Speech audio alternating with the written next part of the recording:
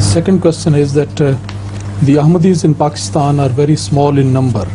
Why the majority of the Pakistani people did not accept the promised Messiah if he was true in his claim? If he was true in his claim, the majority must have rejected him, because it is the Sunnah of Allah Ta'ala. In cases of all prophets, the majority always rejects them because they are true. But false claimants have their own following along with them, and a large number of their people do follow them because they make the claim in consultation with the whole community. So the sign which is a sign of truth is being quoted as a sign of falsehood. Remember, Hazrat Rasulullah sallallahu alaihi wasallam was Rasulun ila, was a prophet for the whole mankind. Was he not? Was he accepted by the whole mankind? Or is he still accepted by the whole mankind? Out of every 5 persons in the world, even today, after 1400 years have passed, only one claims to have believed in him. But most of them are just nominal Muslims. So he's arguing very strangely against the argument of the Holy Quran and against the Sunnah of Allah Ta'ala. Let me now ask a counter question from the Somalian who has raised this objection. For the time being, let's return to the age before Hazrat sallallahu alaihi wasallam. What would be his verdict about Hazrat Isa alayhi salam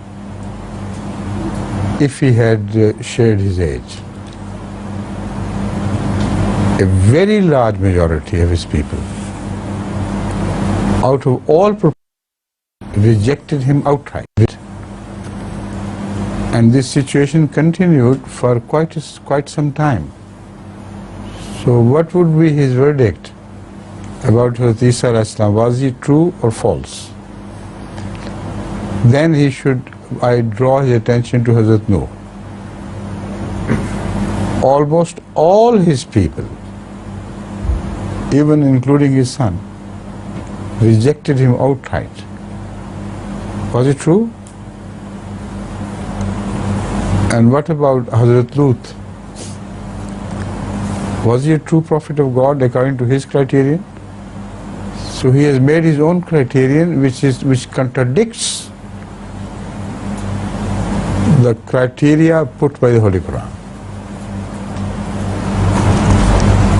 After this, I'll speak a little bit again about the Pakistani non-Ahmadis who have rejected Hazrat Masih Maud Islam.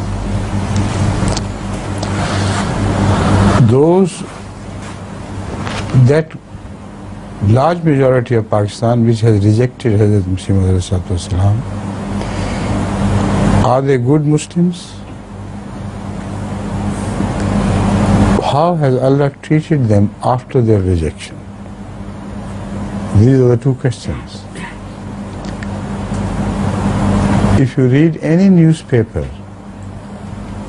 which is published from Pakistan, daily you will find such news items that everybody is murdering everybody else, and everybody is stealing every other person's properties, and the courts are full of lies and misappropriation of other people's rights has become the law in the country. And every law has some exceptions, very few. And both the government and the opposition are being criticized by the newspapers as the biggest robbers that the country ever had.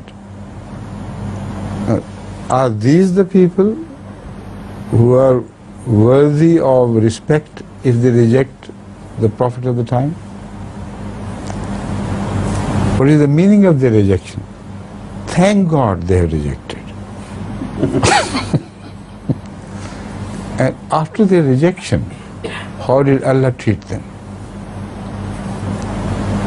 If they had rejected the wrong prophet, Allah should have been very happy with them. But what is happening to Pakistan's economy, everything in the streets, everywhere, the peace has been totally lifted by Allah from that country.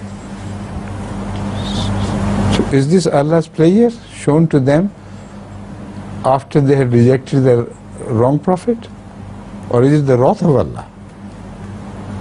So he should take into consideration all these things. Right?